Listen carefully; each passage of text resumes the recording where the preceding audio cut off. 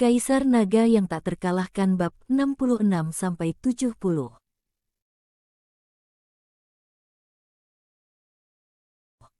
Paviliun Pendengaran Hujan adalah salah satu paviliun terkenal di keluarga Liu. Tujuannya adalah untuk melayani tuan muda dan nona muda dari keluarga lain, dan hanya murid yang memiliki hubungan langsung dengan keluarga tingkat 2 di Kabupaten Wuling yang memenuhi syarat untuk datang ke sini. Oleh karena itu, keluarga Liu menganggap Luli sangat serius. Tujuan mereka menggelar pesta ini jelas, untuk menarik perhatian Luli. Setelah Luli memasuki paviliun pendengaran hujan, dia agak terintimidasi oleh situasi tersebut. Paviliun pendengaran hujan sangat megah dan sangat mewah. Luli terlahir dari keluarga sederhana sehingga dia belum pernah melihat paviliun semegah itu. Dia pikir dia telah pergi ke istana kekaisaran. Paviliun pendengaran hujan tidak besar. Ada 5 meja emas di setiap sisi dan 2 di bagian tengah depan ruangan. Makanan lezat ditumpuk di semua meja emas. Liu Yi duduk di belakang salah satu meja emas di bagian tengah depan sambil tersenyum pada Luli. Di balik setiap meja emas di kedua sisinya, duduk wanita-wanita cantik dengan paras rupawan dan postur anggun. Dilihat dari penampilannya, Luli mengira ia telah memasuki harem kekaisaran bersama begitu banyak gadis cantik yang membuatnya pusing.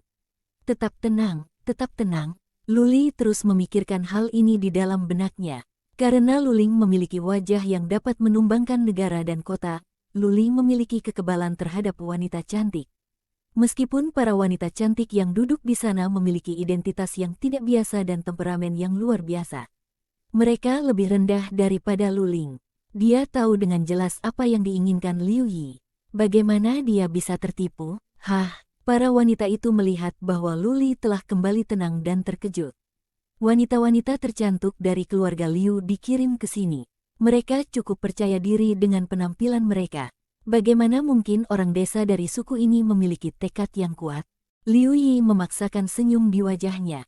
Jadi sepertinya berpesta dengan wanita cantik tidak ada gunanya hari ini. Anak pang itu benar-benar seperti batu di jamban, bau dan keras kepala di saat yang sama. Luli membungkuk dan memberi hormat. Salam, Nona Yi. Salam, Nona, kemarilah dan duduk. Liu Yi ingin membujuknya. Dia berdiri dan menunjuk ke meja emas di sebelahnya. Hari ini, Liu Yi mengenakan kemeja panjang berwarna kuning muda dengan renda di bagian ujungnya. Ia mengenakan pita merah muda di pinggangnya yang menonjolkan pinggangnya yang ramping dan menarik. Rambutnya disanggul di kepalanya, memperlihatkan lehernya yang putih, cuping telinganya yang berkilauan, dan tulang selangka yang menawan. Ia begitu cantik dan anggun. Saat itu hari sudah mulai senja. Lilin-lilin mulai menyala, dan cahaya lilin kuning redup memantul di wajah Liu Yi yang cantik dan mempesona, membuatnya semakin menarik. Luli menolak untuk terganggu. Ia mengangguk sedikit dan melangkah menuju meja emas. Sebelum ia duduk, aroma lembut menyerbu hidungnya.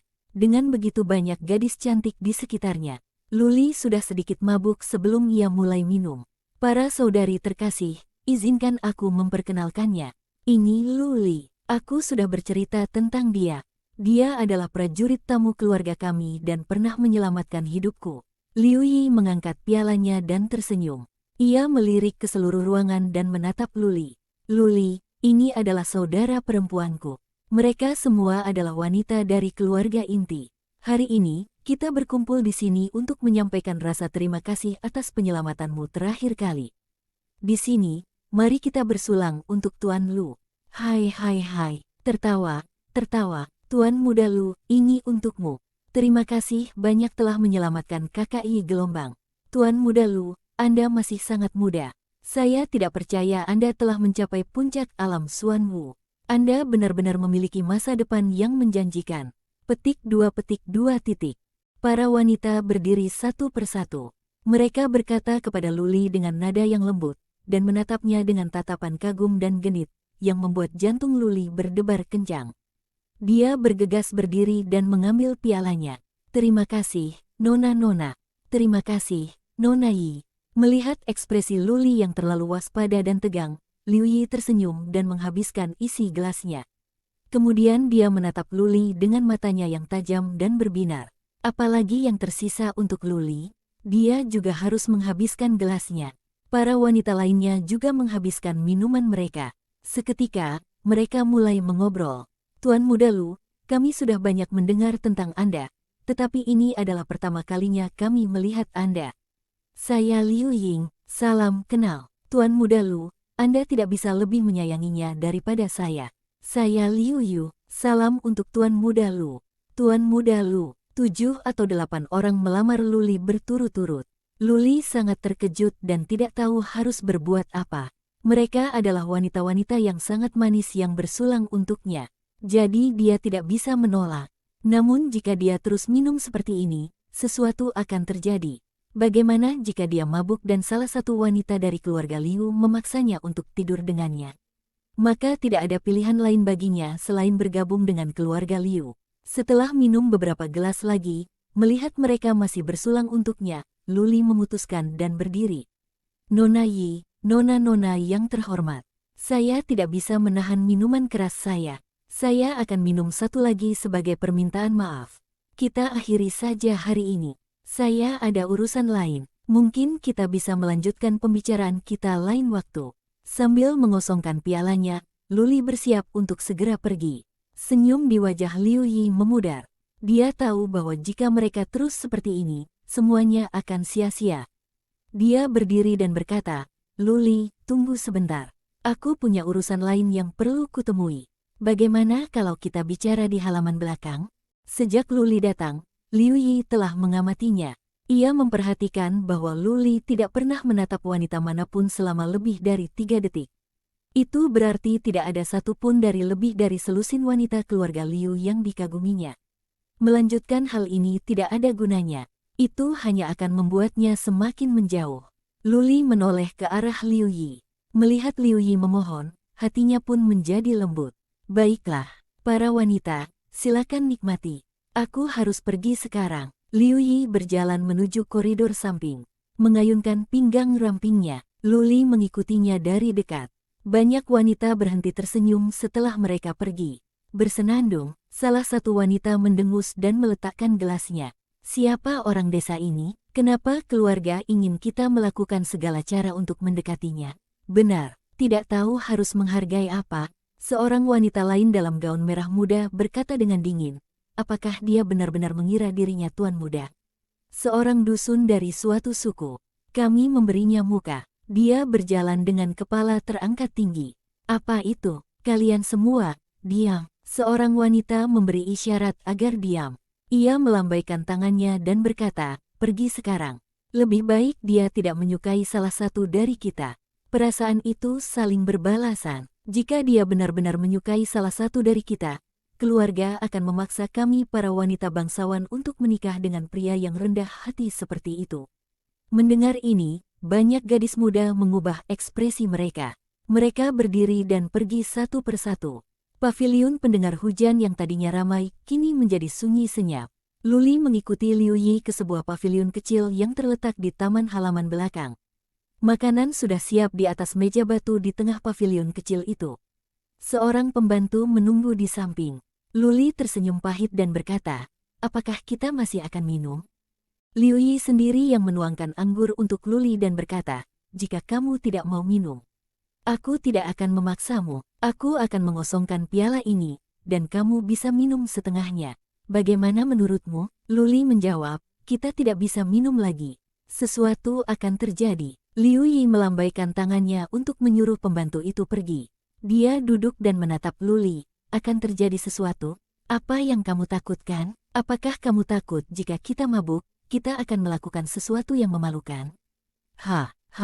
Nona-nona keluarga Liu belum sampai pada titik itu. Wajah Liu Yi memerah ketika dia menyebutkan, memalukan. Jelas, maksudnya adalah hal lain. Luli juga tersipu. Dia menjawab dengan malu, Nona Yi, kamu terlalu banyak berpikir, maksudku bukan itu. Lalu kamu mau minum atau tidak? Liu Yi melotot ke arah Luli dan sedikit marah. Aku akan minum segelas penuh dan kau bisa minum setengahnya. Kau seorang pria, apa kau takut padaku? Gadis yang rapuh? Dalam keadaan seperti ini, tidak ada pria yang bisa menahannya. Kata-kata itu menusuk hati Luli. Dia berkata sambil menggertakkan giginya, baiklah. Jika kamu ingin minum, Aku akan menemanimu. Kita harus minum sampai benar-benar mabuk. Luli mengambil pialanya dan menghabiskannya, bukan hanya setengah. Dia ingin melihat rencana apa yang sedang direncanakan Liu Yi. Liu Yi tidak melakukan apa-apa. Dia terus minum. Dia dan Luli minum 7 atau 8 gelas berturut-turut. Itu tidak masalah baginya, tetapi Liu Yi tersipu dan matanya berkaca-kaca. Jelas, dia mabuk. Memang, meskipun Liu Yi tidak terlalu cantik, dia adalah salah satu yang terbaik. Khususnya, dia memiliki temperamen elegan yang sudah ada sejak dia lahir di keluarga besar, sesuatu yang tidak dapat dibandingkan dengan gadis-gadis yang lahir di suku Dilong. Seorang wanita cantik telah mabuk. Kulitnya berwarna kemerahan, dan tubuhnya yang menawan lembut, tindakannya tidak berdaya dan matanya berkaca-kaca. Semuanya sangat menarik. Luli sendiri minum cukup banyak. Dia adalah seorang pemuda energi yang jarang berhubungan dengan wanita, apalagi minum anggur dengan wanita cantik dalam jarak sedekat itu. Malam itu sangat indah, dan pemandangannya sangat mengagumkan. Gadis cantik itu mengembuskan aroma harum yang tercium oleh Luli. Bahkan jika Luli tidak mabuk karena anggur.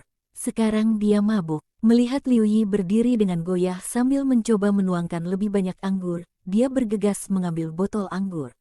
Namun, tanpa diduga dia memegang tangan Liu Yi yang lembut. Luli segera menarik tangannya dan berkata dengan malu, "Nona Yi, jangan minum lagi, kamu mabuk." Liu Yi menuangkan anggur untuk Luli. Dia juga mengisi gelasnya sendiri. Beberapa anggur bahkan tumpah. Liu Yi menghabiskan gelasnya dalam sekali teguk. Kemudian dia memejamkan mata dan menarik napas dalam-dalam beberapa kali. Liu Yi melihat ke taman di kejauhan dan berkata, "Luli, aku tidak akan mengatakan semua kata-kata sopan dan resmi hari ini. Hari ini, alasan aku mengundang para wanita dari keluarga dan kamu ke pesta adalah karena keluarga telah memintaku untuk mengajakmu.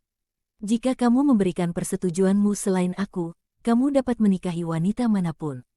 Kamu bahkan dapat melakukan hubungan seks malam ini." Luli sudah tahu ini. Hari ini, dia telah menyerahkan tombak naga biru dan pedang pelangi perak yang mengungkap banyak hal. Dapat dimengerti bahwa keluarga Liu sangat menghargainya. Seorang jenius penting bagi sebuah keluarga, tetapi seorang wanita yang memiliki hubungan langsung dengan keluarga tidak ada artinya di mata para leluhur. Jika Luli menikahi seorang wanita, dia akan dianggap telah bergabung dengan klan internal. Luli tidak berkata apa-apa sebagai balasan. Liu Yi terus tersenyum pahit tanpa mempedulikannya. Itu sungguh konyol dan menyedihkan. Kami, para wanita keluarga yang berhubungan langsung, tampak sangat glamor dan menikmati status tinggi, tetapi itu tidak benar. Kami bahkan lebih rendah dari gadis biasa di suatu suku. Ketika keluarga kami membutuhkan kami harus berkorban kapan saja. Sambil mengatakan ini, Liu Yi tersenyum mengejek dan menggelengkan kepalanya. Apakah kau tahu mengapa keluarga Zhao dapat menjalin hubungan dengan Tuan Yu yang begitu agung? Apakah kau benar-benar berpikir bahwa itu karena Tuan Yu menghargai kekuatan keluarga Zhao? Atau bahwa patriark keluarga Zhao dapat menjilat?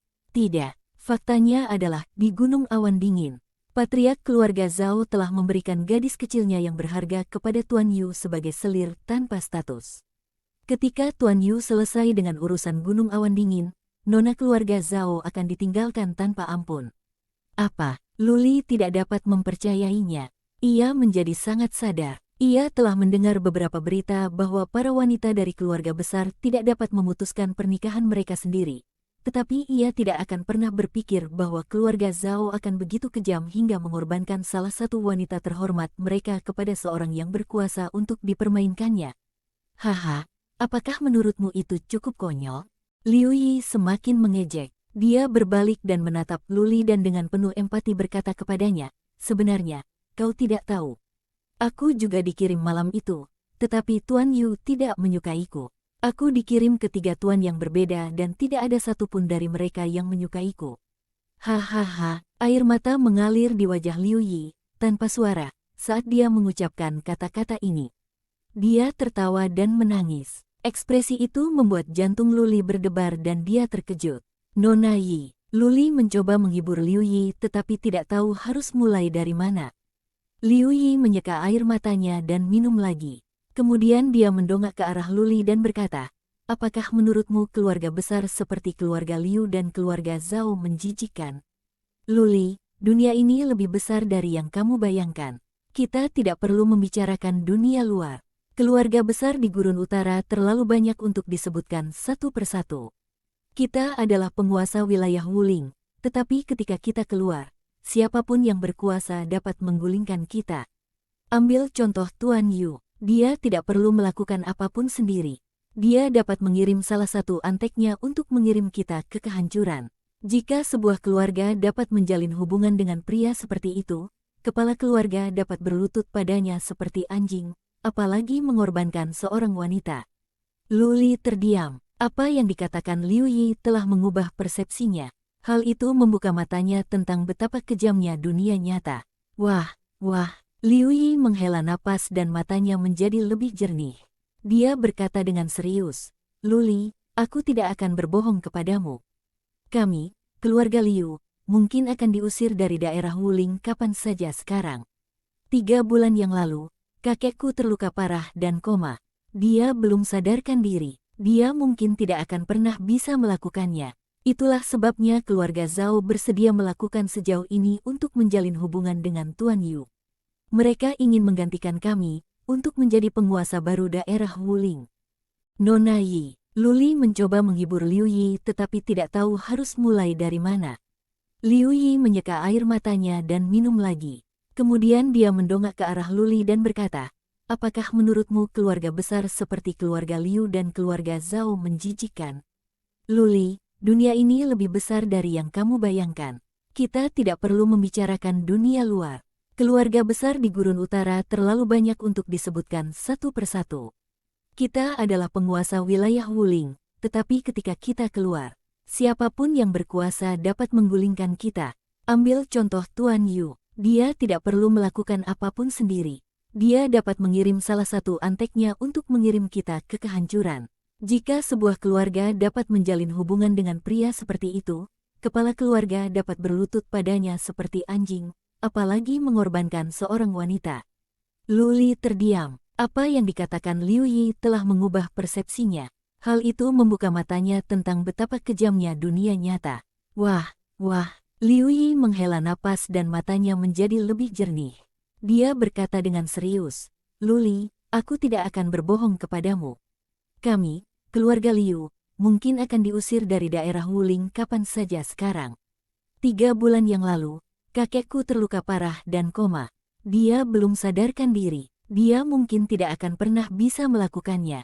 Itulah sebabnya keluarga Zhao bersedia melakukan sejauh ini untuk menjalin hubungan dengan Tuan Yu. Mereka ingin menggantikan kami untuk menjadi penguasa baru daerah Wuling. Petik 2. Luli, apakah kau masih ingat terakhir kali selama kebangkitan garis keturunan ketika seorang anak laki-laki dari keluarga Zhao membangkitkan garis keturunan tingkat kelima? Saat kita berbicara, anak itu telah dikirim ke keluarga Yu dan menjadi murid klan internal keluarga.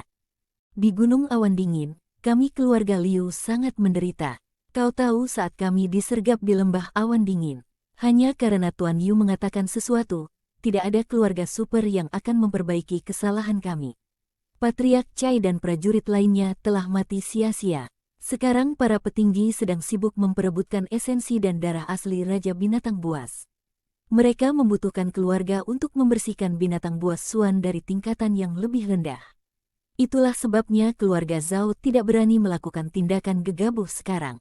Setelah urusan di Jurang Es selesai, keluarga Zhao pasti akan mulai berurusan dengan kita. Dengan dukungan Tuan Yu, mungkin kita tidak akan tersingkir sepenuhnya, tetapi kita tidak bisa tinggal di daerah Wuling.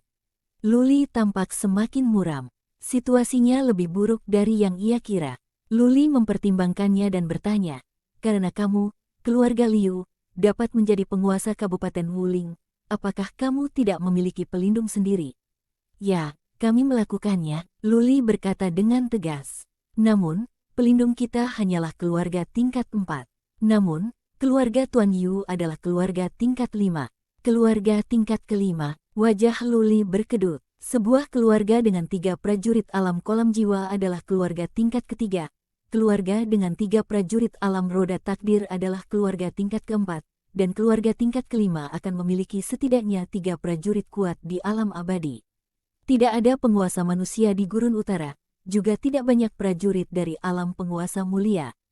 Keluarga yang paling kuat adalah 3 keluarga kerajaan tingkat kelima. Tidak ada keluarga kerajaan tingkat 5 dengan nama keluarga Yu. Tetapi karena keluarga Yu juga termasuk dalam tingkat 5, mereka tidak mungkin jauh lebih lemah daripada keluarga kerajaan. Dengan kata lain, keluarga tempat Tuan Yu berada adalah keluarga super di puncak Gurun Utara.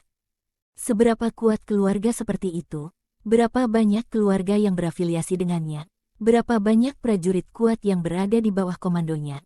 Ini di luar perhitungan. Liu Yi berkata Lord Yu dapat mengirim lebih banyak orang untuk menggulingkan keluarga Liu.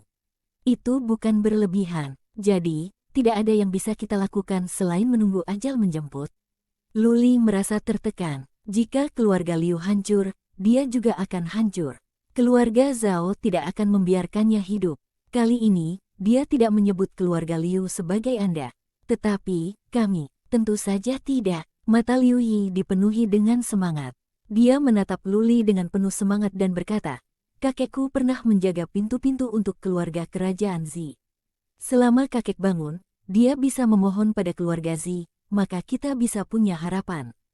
Tuan Yu tidak bisa berpartisipasi dalam perang di atas papan. Dia akan ditertawakan oleh keluarga besar di Gurun Utara. Selama kita bisa melenyapkan keluarga Zhao, Tuan Yu kemungkinan besar tidak akan ikut campur dalam hal ini secara langsung. Petik 2. Oh, mata Lu Li berbinar dan dia merasa sedikit lega. Dia mengangguk dan berkata, keluarga Liu adalah keluarga tingkat ketiga, tetapi keluarga Zhao hanyalah salah satu dari keluarga tingkat kedua. Mereka memiliki prajurit yang jauh lebih lemah. Apakah akan sulit untuk melenyapkan mereka? Ini akan sangat sulit. Liu Yi menggelengkan kepalanya. Karena mereka telah menjalin hubungan dengan Tuan Yu, akhir-akhir ini, banyak sekali prajurit kuat yang telah menukar kehormatan mereka untuk perlindungan keluarga Zhao.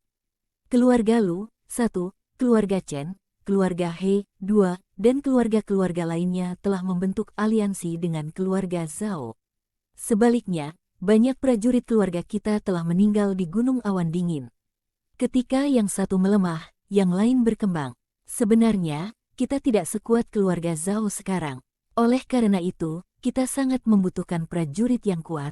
Liu Yi berdiri, mendekati Lu Li dan berkata dengan tulus kepadanya, Lu Li, sekarang setelah kau bisa membunuh Qi Shihai dan yang lainnya, bakat dan potensimu telah jauh melampaui imajinasi kami. Selama kau bisa bergabung dengan klan eksternal atau klan internal, keluarga Liu akan melatihmu dengan segala cara, Liu Yi sudah menekankan, dengan cara apapun, 2 kali. Melihat wajah Liu Yi yang cantik dan menawan, Lu Li sepertinya memahami sesuatu yang tersirat. Selama itu yang diinginkannya, dia bahkan bisa menikahi wanita tercantik dari keluarga Liu yang duduk tepat di depannya. Dia akan menjadi menantu yang paling dihormati. Keluarga Liu akan memberinya sumber daya yang tak terbatas untuk meningkatkan kekuatannya. Jika keluarga Liu dapat bertahan dari malapetaka ini, ia dapat menjadi pendatang baru di Kabupaten Wuling. Dan ia dapat menguasai daerah itu. Namun masalahnya adalah, bisakah dia menjawabnya? Dia punya hal yang lebih penting untuk dilakukan. Dia harus bergabung dengan keluarga kerajaan tingkat 5 untuk menjadi prajurit tamu mereka. Dia harus menggunakan formasi teleportasi keluarga kerajaan tingkat 5 untuk pergi ke Central Plains dan meminta bantuan dari keluarga Lu untuk menyelamatkan orang tuanya. Dia adalah keturunan salah satu dari 10 garis keturunan terkuat di Central Plains. Bagaimana mungkin dia bisa begitu saja bergabung dengan klan internal atau klan eksternal keluarga lain? Lu Ying telah menjelaskan hal ini kepadanya dengan sangat jelas. Tidak peduli keluarga mana yang dia ikuti, dia hanya bisa menjadi prajurit tamu. Dia tidak bisa bergabung dengan klan internal atau klan eksternal. Jadi, Lu Li tersenyum meminta maaf dan berkata, Nona Yi, saya minta maaf. Saya dapat berjanji kepada Anda bahwa saya akan melakukan yang terbaik jika sesuatu terjadi pada keluarga Liu. Namun, saya memiliki masalah. Saya tidak dapat bergabung dengan klan internal atau klan eksternal dari keluarga manapun. Saya minta maaf. Mata Liu Yi meredup. Dia terus mendesak dan tidak mau melepaskannya. Kau benar-benar tidak bisa. Tidak, jawab Luli dengan yakin. Ia memikirkannya dan berkata, bagaimana kalau kau memberikanku beberapa kata yang baik di keluarga dan memberiku beberapa sumber daya? Aku bisa menuliskan sumpah darah bahwa selama aku hidup, aku akan melakukan yang terbaik untuk membantu keluarga Liu. Haha, Liu Yi duduk kembali dan menggelengkan kepalanya. Luli, kau sangat berpikiran sederhana. Bahkan jika aku mempercayaimu, bahkan jika aku bersumpah demi hidupku bahwa kau akan mempercayaiku, itu tetap tidak berguna. Tidak ada keluarga yang akan menyia-nyiakan sumber daya untuk seorang prajurit tamu. Tidak ada yang percaya pada sumpah. Setelah mengatakan ini, tidak banyak yang tersisa untuk dikatakan. Luli membungkuk dan berkata, Nona Yi, terima kasih banyak atas traktirannya. Saya akan kembali sekarang. Tidurlah lebih awal. Luli pergi. Liu Yi masih duduk di pavilion, tertekan. Untuk pertama kalinya, dia meragukan pesonanya sendiri. Tidak apa-apa jika orang-orang besar itu mencibirnya. Tetapi bagaimana mungkin Luli, seorang dusun, bersikap seperti ini? Gemerisik, gemerisik, gemerisik. Setelah beberapa saat, seorang tetua diam-diam mendekat. Melihat kekecewaan di mata Liu Yi, dia bertanya dengan heran, apakah kamu gagal? Liu Yi menatap Patriark 7 dan tersenyum getir. Kakek 7, Luli punya masalah. Dia tidak bisa bergabung dengan klan eksternal atau klan internal keluarga manapun. Namun, dia berkata akan membantu jika keluarga Liu menghadapi bencana. Omong kosong, Patriark 7 menyela. Dia berkata dengan suara dingin, orang yang tidak tahu terima kasih ini. Jangan pedulikan dia lagi, biarkan dia. Juga, sampaikan perintahku. Tidak ada artefak Xuan atau pelet peringkat tinggi yang dapat diperjualbelikan kepadanya, bahkan jika dia memiliki poin kontribusi.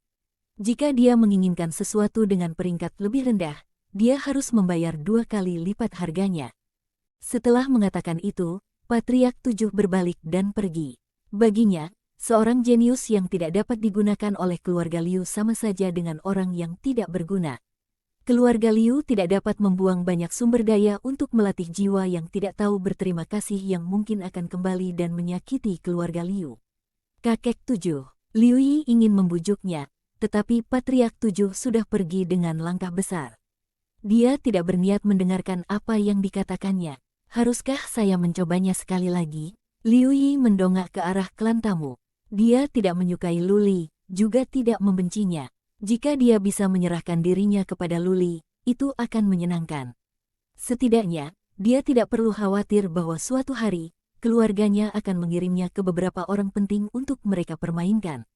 Karena Luli agak terpesona saat menatapnya, itu berarti dia tergoda olehnya.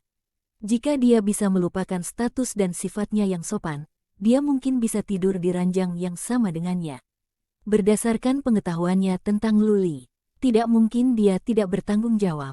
Sudahlah, pada akhirnya, Liu Yi menggelengkan kepalanya dan menyangkal anggapan tersebut. Dia memiliki harga diri. Dia bukanlah wanita yang bermoral buruk. Sekarang setelah Luli menolaknya, bagaimana mungkin dia begitu tidak tahu malu hingga bersedia menjadi istrinya? Luli kembali ke halamannya sendiri. Luling memperhatikan bahwa dia agak mabuk, jadi dia bertanya sambil tersenyum, apa yang terjadi? Para wanita dari keluarga Liu mencoba membuatmu mabuk. Kamu tidak melakukan sesuatu yang memalukan, kan? Luli menggaruk kepalanya karena malu dan menjawab, Kak, apa yang kau katakan? Bagaimana mungkin aku bisa melakukan hal yang memalukan? Hahaha. Luling tertawa dan berkata dengan nada mengejek, adikku sudah dewasa. Kembalilah berkultivasi sekarang. Situasi di Kabupaten Wuling bisa berubah setiap saat. Kau harus menjadi kuat. Kalau tidak, bagaimana kau akan membawaku dan melarikan diri demi keselamatan kita? Lari untuk menyelamatkan diri? Luli terkejut. Ia memikirkan apa yang dikatakan Liu Yi dan bertanya setelah beberapa saat, Kak, jika keluarga Zhao benar-benar menghancurkan keluarga Liu, kemana kita akan pergi? Kota bela diri surga, Luling berkata sambil menunjuk ke selatan. Jika memang harus seperti ini, kita akan langsung pergi ke ibu kota kerajaan bela diri langit. Kemudian kita akan mencari cara untuk bergabung dengan keluarga Zi dan menjadi prajurit tamu mereka. Ada 3 kerajaan di Gurun Utara, yaitu Kerajaan Bela Diri Langit, Kerajaan Dingin Langit, dan Kerajaan Dingin Langit. Wilayah Wuling termasuk dalam wilayah kerajaan bela diri langit. Namun, orang-orang di Gurun Utara tidak memiliki rasa memiliki yang kuat terhadap ketiga kerajaan tersebut. Biasanya, mereka hanya akan mengatakan bahwa mereka adalah orang-orang di Gurun Utara, bukan orang-orang dari kerajaan bela diri langit atau kerajaan dingin langit. Ada alasan untuk ini. Perubahan yang terjadi di kerajaan-kerajaan di Gurun Utara berlangsung sangat cepat. Kerajaan yang berdiri paling lama dari ketiga kerajaan tersebut hanya berusia 80 tahun, sedangkan kerajaan yang paling baru berdiri 15 tahun yang lalu. Terlalu banyak prajurit di Gurun Utara. Kemunculan salah satu kekuatan besar biasanya menandakan munculnya keluarga besar. Ketika itu terjadi, perang teritorial dan perebutan tambang akan menyusul. Hanya ada sejumlah tanah di Gurun Utara. Sebagian besar tanah dan sumber daya berada di tangan keluarga kerajaan. Tak pelak, akan ada perang. Begitu sebuah keluarga menang, keluarga itu bisa menjadi keluarga kerajaan baru. Sebuah kerajaan baru akan dibangun, dan nama-namanya juga akan diubah. Dalam rentang waktu yang singkat, beberapa ratus tahun, lebih dari 30 kerajaan telah muncul di Gurun Utara. Oleh karena itu, orang-orang Gurun Utara memiliki pemahaman yang agak lemah tentang kerajaan. Mereka tidak peduli kerajaan mana yang berdiri tegak. Mereka adalah orang-orang Gurun Utara. Bagi Luli dan Luling, tidak ada perbedaan antara kerajaan bela diri surgawi, kerajaan dingin surgawi, dan kerajaan dingin surgawi. Sama saja bagi mereka untuk bergabung dengan keluarga kerajaan manapun asalkan mereka dapat dipindahkan ke dataran tengah. Ibu kota kerajaan bela diri langit adalah yang terdekat dengan Kabupaten Wuling. Oleh karena itu, Luling meminta Luli untuk melarikan diri ke arah itu bersamanya jika terjadi sesuatu. Bercocok tanam. Saat memikirkan untuk pergi ke kota bela diri surga yang berjarak beberapa ribu mil, pikiran Luli dibebani oleh kecemasan. Pertempuran di jurang es akan segera berakhir. Perang di Kabupaten Wuling akan segera dimulai. Jika keluarga Zhao menang, pengejaran tanpa ampun terhadap Luli akan menanti. Saya harus memahami sepenuhnya skill Rolling Thunder Swan dalam waktu setengah bulan, dan saya harus mencari cara untuk memadatkan Laut Roh. Jika saya dapat mencapai alam Laut Roh dan memiliki skill Rolling Thunder, kemampuan tempur saya akan meningkat pesat. Peluang saya untuk bertahan hidup juga akan lebih besar. Setelah membereskan semuanya, Luli kembali ke kamarnya dan mulai berkultivasi. Alih-alih mengolah Rolling Thunder Swan skill, ia memfokuskan pikirannya pada bagian terakhir dari saluran energinya.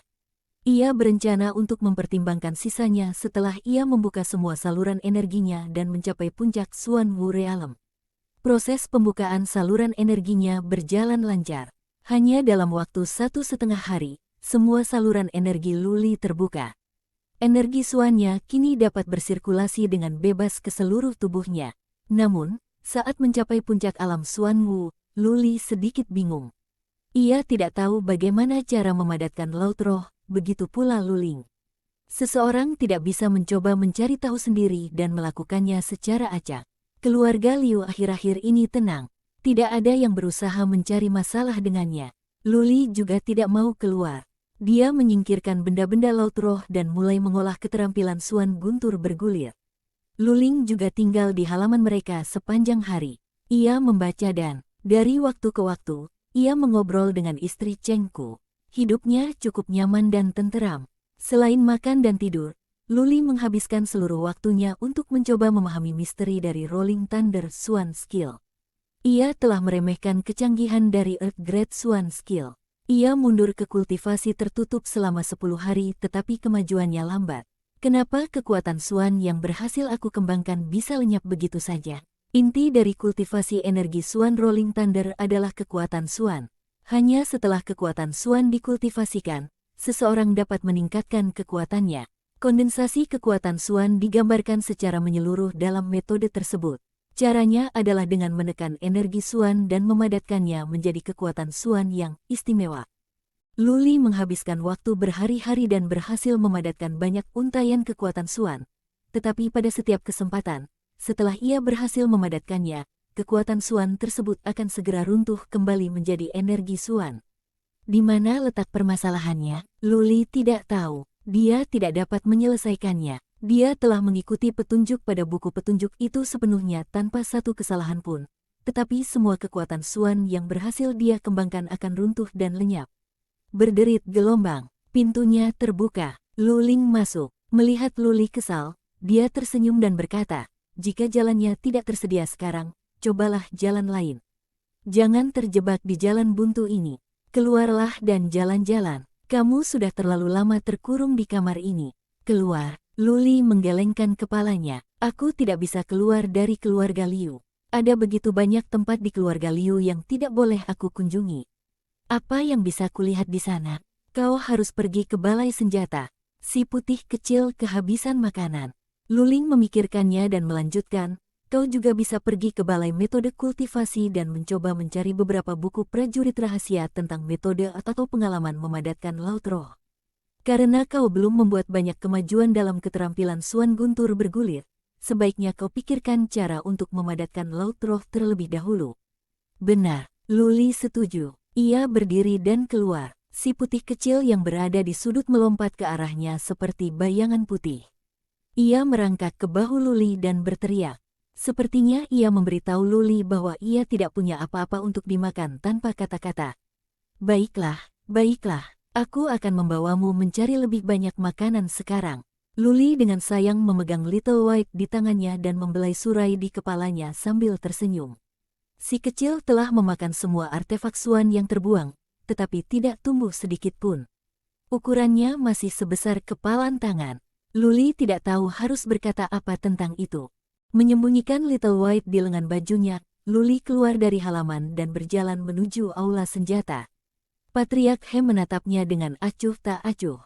Tepat saat Lu Li hendak memasuki ruangan dengan semua artefak Xuan yang terbengkalai, Patriark He tiba-tiba berkata, baru-baru ini, keluarga bersiap untuk pergi ke tembok. Kami kekurangan semua jenis sumber daya. Aula Patriark keluarga telah memberikan perintah, semua yang ingin diperdagangkan oleh prajurit tamu akan menghabiskan 2 kali lipat poin kontribusi. Hal yang sama berlaku untuk artefak Xuan yang terbengkalai. Double. Lu Li berhenti dan menatap ke arah Patriark He. Melihat Patriark He memalingkan mukanya dengan perasaan bersalah, Lu Li mengerti semuanya. Jadi penolakannya terhadap Liu Yi telah membuat marah aula leluhur keluarga Liu. Keluarga Liu mulai menargetkannya, sumber daya yang terbatas, semua prajurit tamu, ini hanya alasan, sumber daya macam apa yang ditinggalkan oleh artefak Xuan? Artefak Xuan yang ditinggalkan ini berkarat. Prajurit mana dalam keluarga yang akan menggunakannya? Selain dilebur dan disempurnakan lagi, apa gunanya? Nak, jangan menatapku seperti ini. Patriark He telah ditatap oleh Lu Li selama beberapa saat. Dia berkata dengan sedikit gelisah, ini adalah perintah dari aula leluhur. Tidak ada yang bisa kulakukan. Oh, oke, Lu Li menjawab dan pergi. Dia tidak punya banyak poin kontribusi. Dia hanya punya lebih dari 5.000 poin kontribusi yang tersisa, jadi dia tidak bisa mendapatkan makanan Little White lagi. Lu Li memutuskan untuk melihat berapa banyak poin kontribusi yang dibutuhkan untuk metode kondensasi spirit Si terlebih dahulu. Dia berputar di halaman depan dan menemukan aula metode kultivasi. Seorang wanita tua menjaganya. Dia tidak memandang Lu Li dengan cara berbeda setelah dia masuk, tetapi begitu Lu Li menunjukkan token ID-nya, dia tampak muram. Dia melemparkan token ide itu kepada Lu Li dan berkata, kamu tidak memiliki akses untuk pergi ke lantai 2. Buku-buku di lantai pertama akan dikenakan biaya 10.000 poin kontribusi per hari. 10.000, Lu Li hampir mengumpat. Tempat ini tampak seperti aula keterampilan Xuan. Jelas, tidak ada metode atau pengalaman tingkat tinggi di lantai pertama. Tetapi apakah akan menghabiskan 10.000 poin kontribusi untuk meminjam buku-buku ini selama sehari? Tujuannya terlalu jelas. Lu Li tidak mencoba membantah. Itu tidak akan berguna. Dia memikirkannya dan bertanya, aku hanya ingin membaca selama 2 jam. Berapa poin kontribusi yang akan dibutuhkan? Asal dia bisa menemukan cara untuk memadatkan laut rohnya, 2 jam sudah cukup. Wanita tua itu mempertimbangkannya dan berkata, menurut peraturan balai metode kultivasi, kamu harus meminjamnya setidaknya selama 1 hari. Namun karena kamu masih sangat muda, aku bisa membuat pengecualian untukmu. Kamu bisa menjelajah di sana selama 2 jam untuk mendapatkan 2.000 poin kontribusi. Tahun 2000, Luli dengan enggan menyerahkan tanda pengenalnya dan berjalan masuk. Ada 2 ruangan besar di dalam. Pada pandangan pertama, Luli mulai mengumpat. Dia tertipu. Semua yang ada di ruangan ini adalah metode kultivasi tingkat rendah untuk mengolah energi Suan. Dia memiliki album Dewa Perang Keluarga Lu. Metode kultivasi di sini tidak berguna baginya. Namun, karena dia sudah di sini, Luli mengambil metode Langit Suan dan mulai membaca. Tak lama kemudian, dia menggelengkan kepalanya dan meletakkan kembali buku itu. Metode Langit Suan itu sangat rendah. Tidak ada apa-apanya dibandingkan dengan album Dewa Perang. Selain itu, yang dia miliki hanyalah paragraf pertama dari album Dewa Perang. Kali ini, Luli tidak berlama-lama. Dia keluar dari ruangan pertama dan memasuki ruangan kedua. Dia merasa lega setelah masuk. Di ruangan ini, ada berbagai macam catatan pencapaian kultivasi yang ditinggalkan oleh para pendahulu. Pasti ada sesuatu yang dia inginkan. Dia mengambil catatan Liu Yuanlong dan mulai mencari-cari. Huruf-huruf di dalamnya tidak terbaca, dan Luli hampir tidak bisa membacanya. Setelah beberapa saat, dia sakit kepala. Keadaannya sangat kacau tanpa urutan. Semuanya tentang cara membuka saluran energi dan mengolah energi Suan serta pemurnian tubuh. Tidak ada penjelasan tentang memadatkan laut roh. Luli menaruhnya dan mengambil yang lain. Ada sesuatu tentang kondensasi laut roh tetapi sangat sedikit. Yang ketiga bahkan lebih buruk. Tampaknya ditulis oleh seorang pendekar di tahap tengah alam Suan Wu. Tidak ada deskripsi tentang alam laut roh. Luli melanjutkan. Ada sesuatu tentang alam laut roh di bagian keempat, tetapi semuanya tentang betapa sulitnya memadatkan laut roh.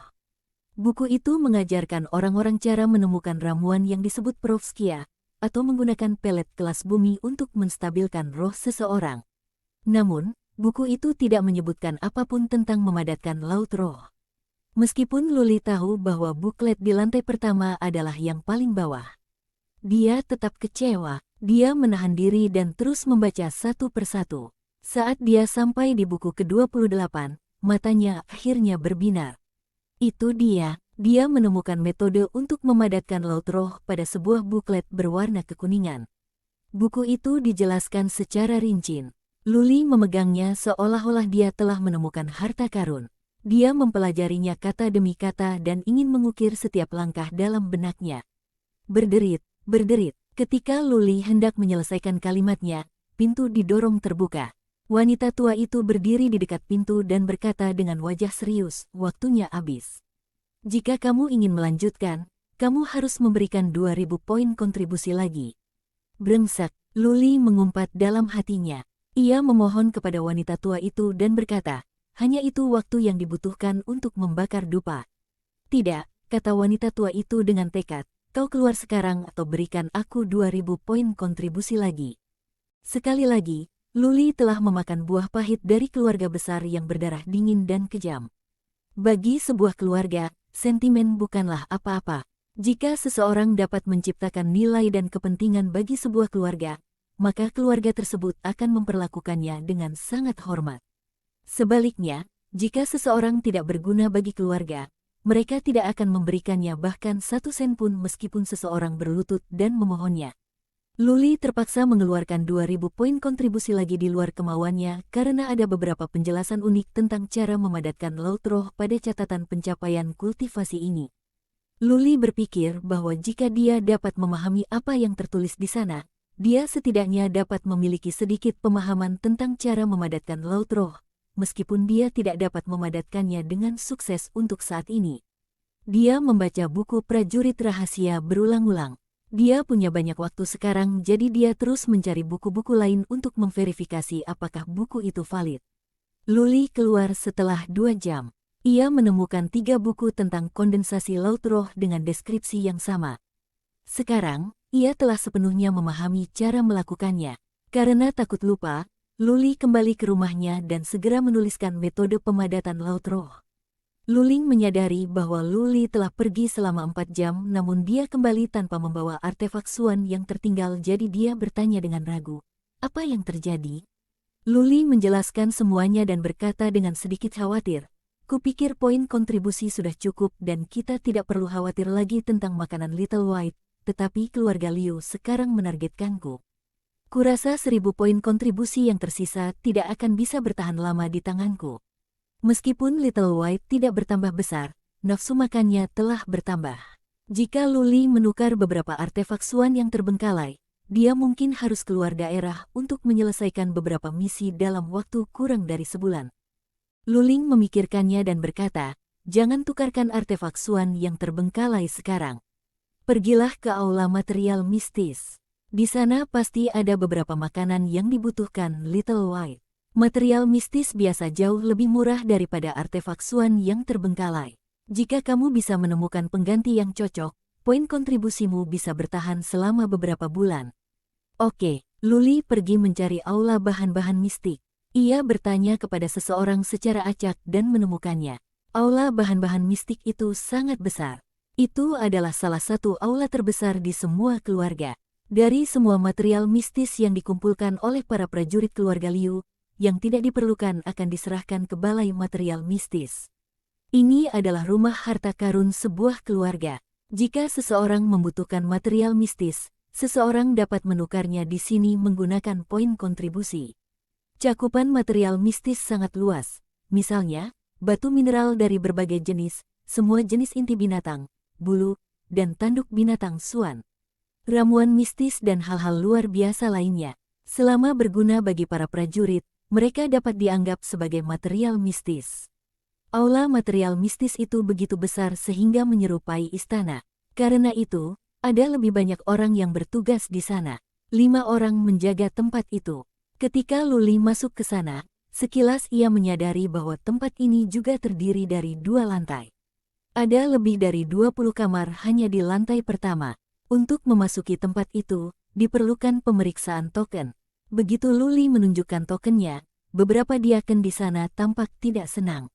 Salah satu dari mereka berkata dengan suara dingin, kalian tidak memiliki akses ke lantai 2. Jika kalian ingin menukarkan material mistis apapun di lantai pertama, kalian harus membayar 4 kali lipat dari harga aslinya. Luli sama sekali tidak terkejut. Prajurit tamu seharusnya membayar 2 kali lipat harga. Sekarang keluarga Liu mengincarnya, sudah biasa membayar 4 kali lipat harga. Dia mengambil kembali tokennya dan melirik ke ruangan-ruangan. Luli memasuki ruangan yang ditandai dengan batu mineral. Little White sangat menyukai artefak Xuan yang terbengkalai. Sebelum ditinggalkan, artefak Xuan yang utuh dibuat dengan menggabungkan dan memurnikan berbagai mineral. Oleh karena itu, Luli menduga bahwa yang benar-benar disukai Little White adalah batu mineral. Setelah memasuki ruangan, Luli menyadari bahwa ruangan itu lebih mirip aula besar daripada kamar. Batu-batu mineral ditumpuk di sana-sini. Luli memandanginya dan mengeluarkan si putih kecil dari lengan bajunya, lalu berkata, apakah ada makanan yang kau suka di sana? Little White melirik beberapa tumpukan batu mineral di sebelahnya, tetapi membencinya. Little White terus berjalan sambil diperhatikan. Ketika melihat batu merah menyala, matanya berbinar. Little White bergegas ke sana dan siap memakannya. Apa yang Luling dan Luli duga benar. Yang benar-benar disukai Little White bukanlah artefak Xuan, tetapi tombak merah api yang digunakan untuk membuat artefak Xuan. Luli segera mengambil Little White dan tersenyum setelah melihat catatan di sebelah spar itu. Spar itu disebut Fire Jade Spar. Itu adalah jenis yang sangat umum dan memiliki banyak kegunaan. Spar itu adalah suatu keharusan dalam membuat artefak Xuan. Yang terpenting adalah, spar giok api itu murah. 10 spar itu hanya berharga 1 poin kontribusi.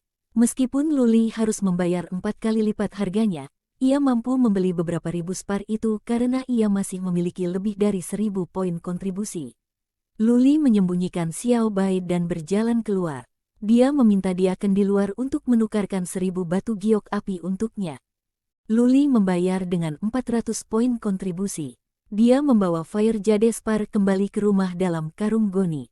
Setelah dia menaruh Fire Jade Spar di sudut, dia membiarkan Little White keluar. Luli berkata sambil menyeringai, makan saja. Jangan sampai kekenyangan. Berdecit gelombang. Si putih kecil berteriak kegirangan. Ia menyelinap ke dalam karung goni dan mencengkeram salah satu batu giok api dengan giginya. Ia mengunyahnya sebentar dan menelan satu.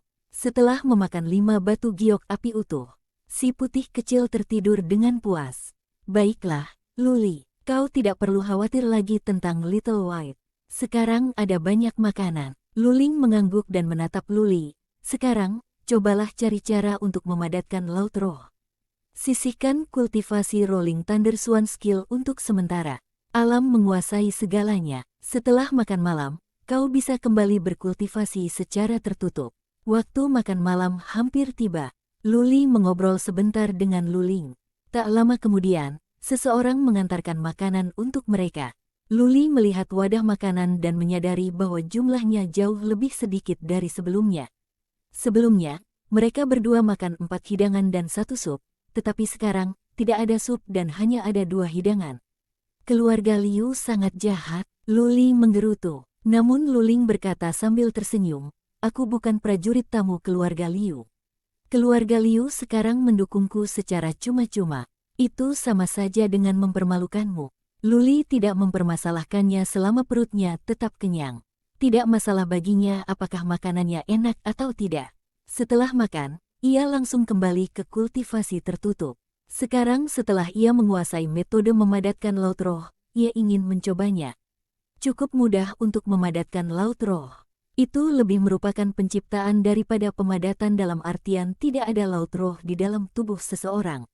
Itu harus dibangun. Setiap orang memiliki 12 saluran energi utama yang mengalir melalui seluruh tubuh. Para prajurit dapat membuat energi Swan mengalir melalui tubuh untuk meningkatkan kemampuan mereka dalam bertahan dan kecepatan. Tetapi, saluran energi itu kecil. Saluran itu tidak dapat menampung terlalu banyak energi Swan. Oleh karena itu, jika para prajurit menginginkan energi Swan yang tak terbatas, maka mereka harus menciptakan laut roh dan menyimpan energi Swan di laut roh. Ketika para prajurit memiliki laut roh di dalam diri mereka, jumlah energi Swan yang dapat disimpan di dalam tubuh mereka dapat meningkat ratusan atau bahkan ribuan kali lipat. Mereka tidak akan pernah mengalami kekurangan energi Swan. Laut roh juga memiliki satu kemampuan aneh lainnya, yaitu memadatkan energi Swan dan meningkatkan kekuatannya. Itulah sebabnya para prajurit alam laut roh bisa begitu kuat dan dapat mengalahkan semua prajurit di alam Swanwu. Kondensasi laut roh, pada hakikat, adalah memeras suatu ruangan secara paksa dengan menggunakan energi Swan di dalam tubuh seseorang, ruangan ajaib yang dapat menyimpan energi Swan. Idenya sederhana, Luli juga memahami metodenya, tetapi dia tidak berani memadatkan laut roh secara gegabah. Dia mulai mengolah energi Swan selama berjam-jam dan mengalokasikan energi Swannya ke tempat di mana 2 saluran energi bertemu di sekitar perutnya setelah semua 12 saluran energi penuh dengan energi Swan. Mulai mengembun, Luli menarik napas dalam-dalam dan menaruh sebatang kayu di antara giginya. Luli memejamkan mata dan menenangkan pikirannya. Ia menaruh sebatang kayu di mulutnya karena ia takut akan terlalu sakit nantinya dan ia mungkin akan menggigit lidahnya sendiri. Memadatkan laut roh sama saja dengan menciptakan ruang misterius di dalam tubuh secara paksa. Tanpa bantuan pelet khusus, itu akan sangat menyakitkan. Jika tidak dilakukan dengan benar, tubuhnya bisa meledak. Luli tidak punya peluru. Dia harus menahan rasa sakit dengan tekadnya dan menciptakan laut roh. Kultivasi Wu Dao berarti melawan takdir. Jika ada orang yang bisa menjadi pejuang yang kuat, maka takdirnya terlalu mudah untuk diubah.